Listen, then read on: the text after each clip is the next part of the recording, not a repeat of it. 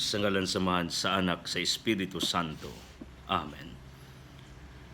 Father Almighty, ako nagampo alang sa tao nga nagsunod niining maong episode karon taknaa kung kinsa man sa Ginoo pasalawa sa mga sala milagruhi siya pabori bendisyon hatagi sa iyang mga gikinahanglan. Liguna sa Ginoo taliwala sa daghan niyang gipang-agian nining kinabuhi. O Dios, ipadala imong balang espiritu aron maglamdag sa matag usa kanamo nalabay na ning ubos nimong alagad aron magadiskas sa mga doktrina pagtulunan sa imong simbahan diri sa yuta ang Iglesia Katolika. This I ask in Jesus' name, uban sa pangaliya sa inahan sa kaalam, ang berin sa barangay Silihan Hagna, Mama Maria. In Jesus' name, Amen. Hallelujah. Sa makausa, welcome sa atong segments sa Facebook o YouTube. Itanong mo kay Clusas, Biblia ang Budiskas. Kay matod pa ni St. Jerome, ignoratio scripturarum, ignoratio Christi est. Og sa unang Pedro 3:15, mingon si Apostol Pedro, natubagan ninyo ang sikinsang magpakasayod sa inyong pagtuo. Ug ang pangutana, tinuod bang dunay purgatorio? Ang tubag, naay purgatorio.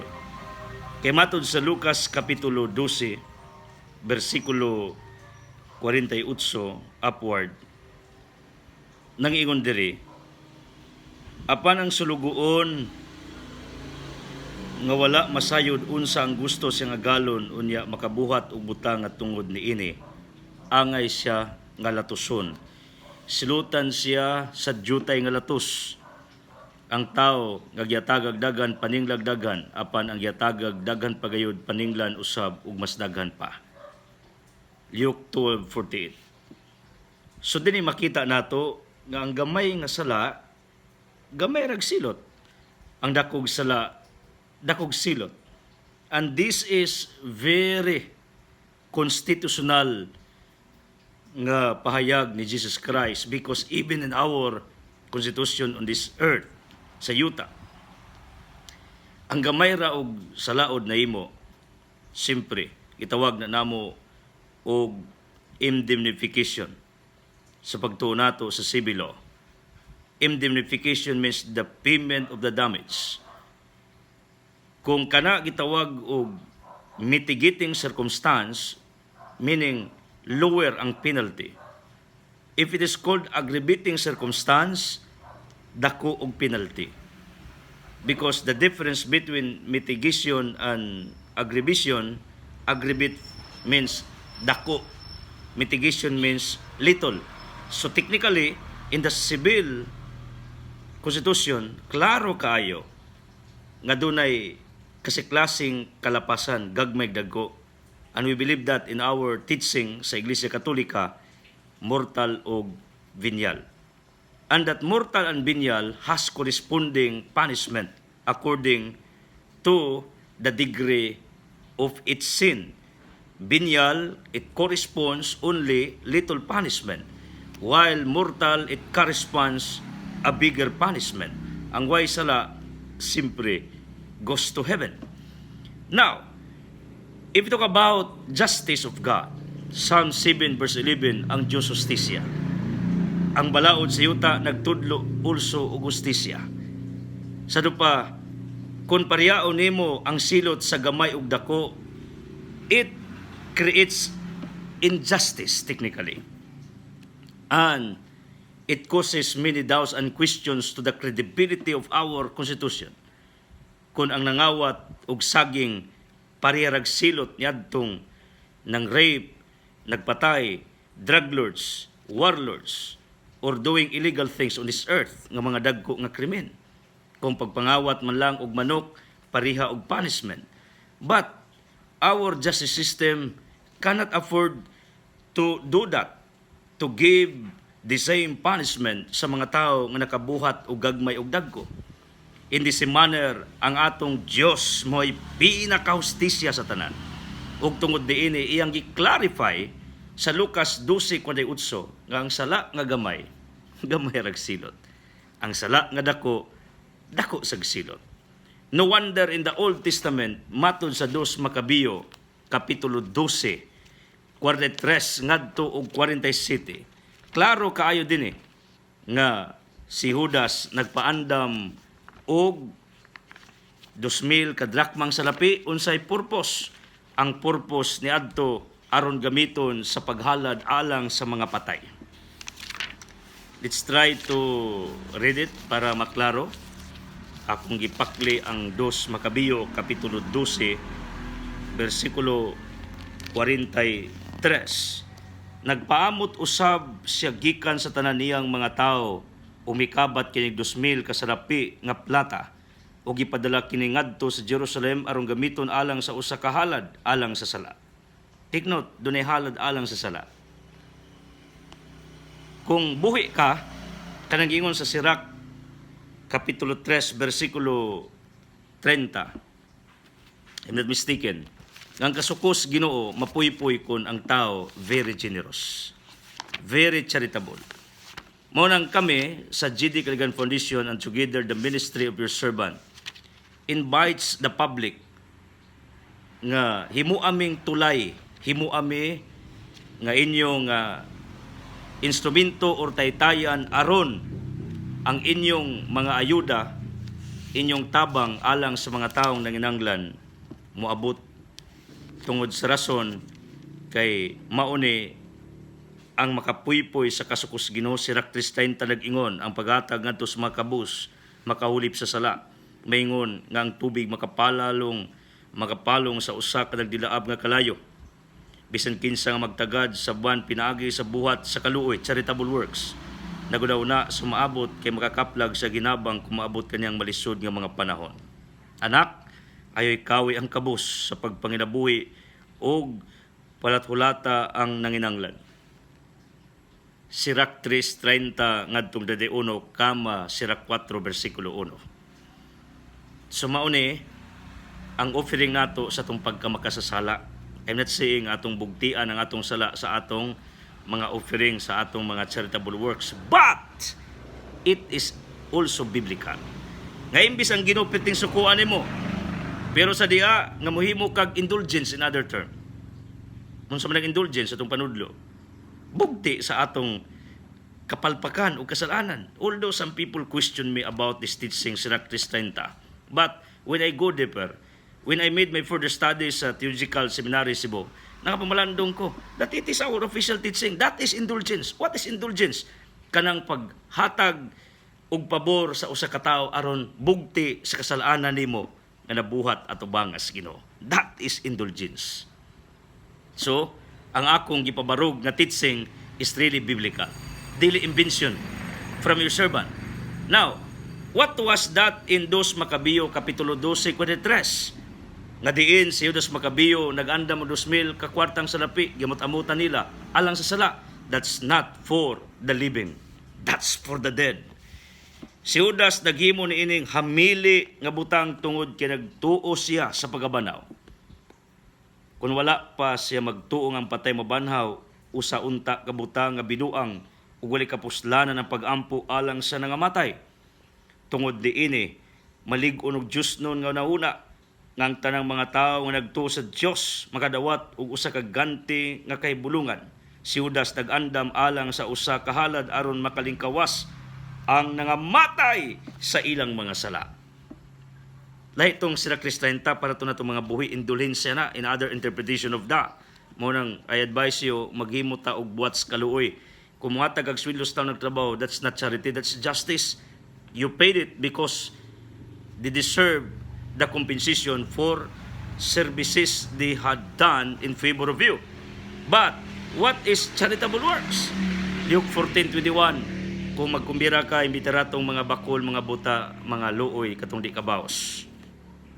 Mo ni charity. Tabang ka, pag di kabaos, charity na. Mo na ikaw, gusto ka nga makabuhat og indulgensya, gamita mi nga tulay because GD Foundation is the bridge of the future of the poor in cooperation with the ministry of your servant.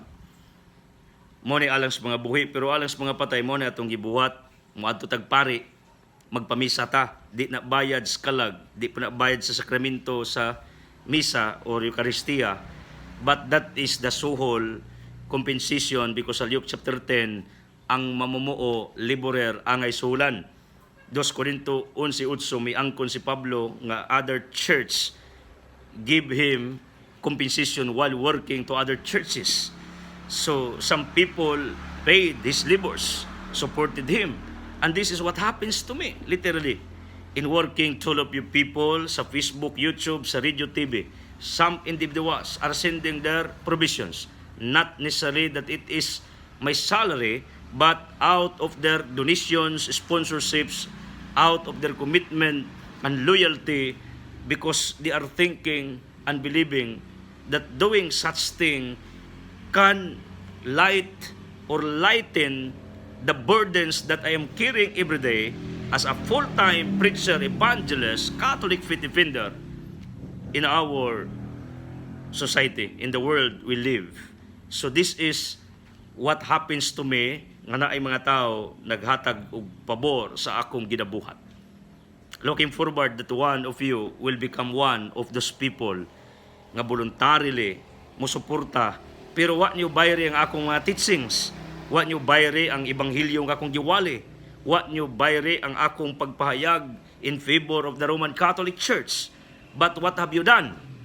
Nagakita mo nga kinahanglan suportaan ninyo ang kahago ni Edsel Lacaran-Clusas. That's the reason why we give stipend, arancel, and even money to the church diha sa atong parokya, because the question is, where do you give your tithes and offerings and even favors or supports? The answer is very clear. Galatia 6, atimanan ninyo ang nagatiman sa inyong makalag. Hebrew 13 verse 17, ayaw pasuba ang mga tao nga nagatiman sa inyong kalag. O gani sumala sa Galacia, Kapitulo 6, versikulo 6, unsay giingon diri, atong klarohon o atong tarungon ni og pahayag, because this all about the instruction of Apostle Paul sa Galatia 6:6. Ningon diri, angay ang gitudloan sa Kristohanong mensahe, angay nga magpaambit siyang magtutudlo sa tanang maayong butang nga naa kaniya. So ang gitudloan sa Kristohanong mensahe kinsa kamo? Angay nga magpaambit siyang magtutudlo. Kinsa magtutudlo? Ako, mga pari, or anyone minister sa tanang maayong butang nga naa kaniya. So entitled me nga modawat og suhol technically, pero sa kaso nako dili suhol, donations or else sponsorships in favor of their business ka akong gina-promote during my program everyday sa teleradyo. While ang simbahan, because of the BEC, Basic Ecclesiastical Community, sweldo na ang gidawat sa atong mga pari sa Diocese of Talibon and Diocese of Tagbilaran. Out of our donations, iulit na ngadto sa diocese, then it is controlled, centralized, then magdawat slag monthly salary. More than 10,000 if not mistaken. Pero sa kaso nako, no one does it. Nga every 15 of the month or 30, organization or institution or company will call my attention, mayingon Edsel, imong ATM i-check kay tuan ang imong salary. So I live by God's provisions. Lightning case nako. Pero entitled ba ko mo dawat sa inyong supports? The answer is yes. 1 Timothy 5:17-18 nag-ingon nga ang nagwali sa ebanghelyo mabuhi sa ebanghelyo, ang nag-alagad sa altar mabuhi sa altar. Mo ni ang panudlo ni Apostol Pablo. Ningon diri sa unang Timoteo 5:17, our teaching is not edited, but this is considered as actual or live. And after this taping, I posted this on Facebook and YouTube. So, wa ko anang edited. This is actual and spontaneous deliberation of the message or the teachings that I want to impart to the world. For clarification purposes, mo nang ako nang gisulti ninyo. Mo nang mupakli ko, ug dunay kalangan, normal na tungod kay ato pamanggipangita ang pahina og passages sa scriptures. 1 Timothy 5:17, ang mga pangulo sa simbahan nga maayog mutuman sa ilang katungdanan angay ilon nga tako sa doble nga suhol. Mo ni practice ng simbahan, suhulan na sila. labi na kadtong naghago gayud sa pagwali o pagtudlo. Kaya ang kasulatan nag-ingon, ayaw sampungi ang baba sa baka, samtang nagiok kini sa trigo. Nag-ingon usab ang kasulatan, ayaw tagda ang bisan unsang sumbong batok sa usa ka pangulo, ug angay suhulan ang mamumuo. Badlungas tubangan sa kadaghanan kadtong nagpadayon sa pagpakasala aron mahadlok ang uban. Ang nagwalis ebanghelyo mabuhi sa ebanghelyo, ang mamuo angay suhulan, ang baka dili busalan. Therefore, kana ding atong gipamisa mga aransel itong mga kwartang gipangatag sa simbahan, di na bayad sa sakramento. But bayad na sa kagos pare. Ato nang i-clarify. So technically, because it is the compensation sa kahago sa pare, like me, wherever I go, wherever I preach, people paid me sa akong transportation expenses, typing after preaching in some cities, provinces. That's why I am now roaming around this country tungod lang anang invitation nga nagwali ko spong sa Ginoo. Ilang gibayra kung kago, wala ang ebanghelyo. Kay mas Kristo, Matthew chapter 10, pagbanglaka mo ay pangayog suhol ug bayad. Meaning, sa ilang talent, sa ilang gidala nga mensahe. Pero, ug na mo pagkaon nila, mo padis ng balay, mao to ang kompensasyon, mao to suhol. So, kanang atong gibayad sa pamisa, di na bayad sa kalag, di na bayad sa misa. Ato na i-clarify, bayad na sa kahagos pare. So, mao ning akong proposition, sa akong gipayag, nga wa ta magpalit og kaluwasan. Tungod kay di mapalit ang kaluwasan. It is our individual nga judgment every 9-7 muhatag tagusay. Pero kadto mga tao nga gagmay sala after having their judgment, simpre dito ibutang sa Ginoo ngadto sa impierno kay unfair ang Ginoo. Psalm 7:11, justisya ang Ginoo. Di po tayo butas langit, tungod kay wa may makasuod sa langit nga dunay sala, bisag gamay. Perfect man tuwa dito. So what's that? Ang tubag naa sa unang Pedro kapitulo 3, versikulo 18 ngadto og 19. Unsay giingon sa diha nga si Kristo namatay, si Kristo ang iyang espiritu miadtos bilangguan. Kay si Kristo namatay sa makausa lamang tungod sa atong mga sala. Ang matarong alang sa mga dili matarong aron pagdala kanato ngadto sa Dios. Gipatay siya ingon nga tao, apan gibanhaw diha sa espiritu.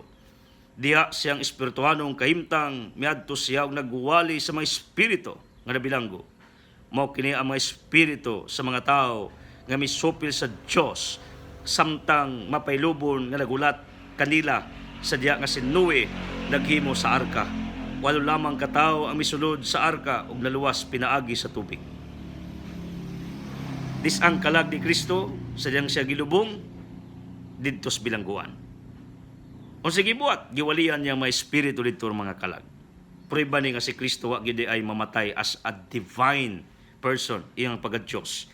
Lawas ra. Klaro diri nga sa diyang namatay ang pagkatao ni Kristo, dili ang iyang pagka-Dios. This is contradicting sa claim sa ubang CFD nga namatay daw ang pagka-Diyos ni Kristo. That is wrong. That is what they call not true. That is a fallacy. Means false statements. Because God cannot die. Psalm 90 versikulo 2. Diya ng Diyos wa pay langit ug yuta. And if these people will challenge me a debate about that matter, if really God died literally, I will defend the stand of the church ever since. Nga wa mamatay ang Diyos. O kiniklaro kayo ng iyang espiritu miadtos bilangguan. Now, walihan pa bang langit? The answer is no. Walihan pa bang impierno? The answer is no. Why? Wala may chance. So, where is this? Mao ni ang combination sa two words, purga territory. Teritoryo means state, lugar, nga gipurga. Baboy bitaw, nga naisakit, purgahon man kabaw, kabayo, baka. Meaning, a place which is cleansed. Now, is there in the passage of the scriptures nga naay mga lugar nga gikalayuhan niya, ginaluwas sila or naluwas sila because of that fire? The answer is very clear. Na sa 1 Corinthians chapter 3 verse 15. Unsay giingon diri, nagkanayon apan ko masunog kini, mahanaw kini gikan kaniya apan maluwas siya samara nga nakalatas siya sa kalayo. So panaagi di ay lugar nga nakalatas sa kalayo ang naa ni anang maong lugar. And that's what we believe, that purgatory is also a fire lesser than hell. Ug ang tao nga niining maong kalayo nga gitawag natong purgatorio, magantos also. Mo giling ipurga. Mo na ikaw kung nagantos ka literally sa imong kinabuhi daghang kang problema, kasakit, pagsulay, mga dimala sa imong kinabuhi according to your claim. Di ka lugi technically. Kung dili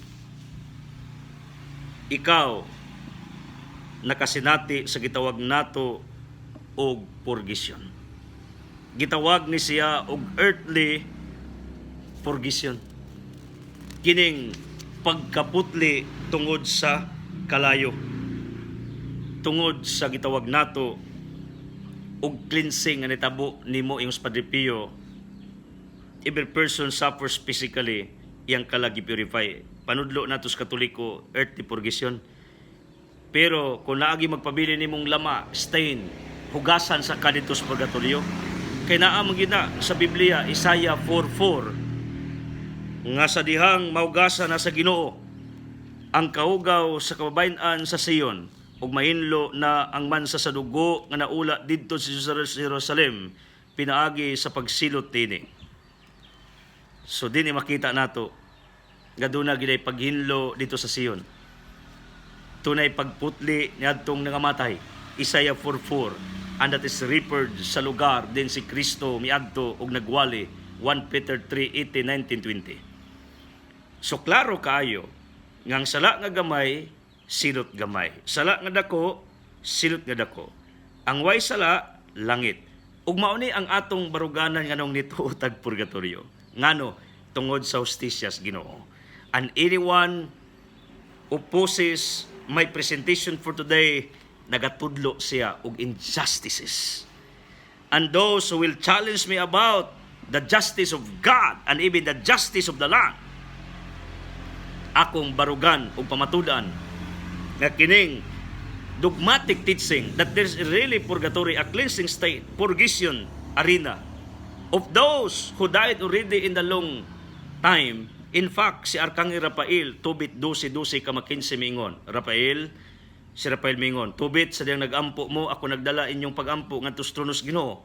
Sa diyang maglubong ug minatay tubit tubiya sara, ako nagdala sa iyong pagampo ngadto sa Ginoo.